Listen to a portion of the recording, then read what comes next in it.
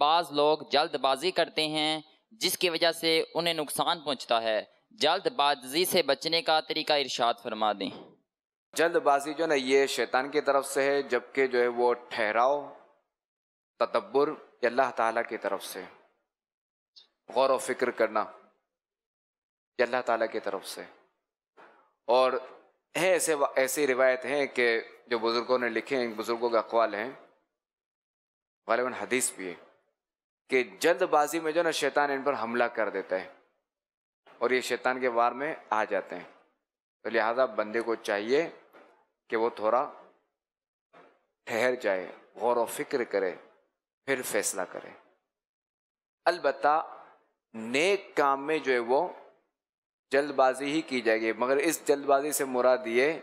کہ جیسے نماز کا وقت ہو گیا، جماعت کا وقت ہو گیا، تو اب یہ نہیں، یہ اس میں سستی نہیں کرے گا، نماز کے لیے چلا جائے گا، اب یہ نہیں کہ یوں جلدی نماز پڑھے گا، اس سے مراد یہ نہیں۔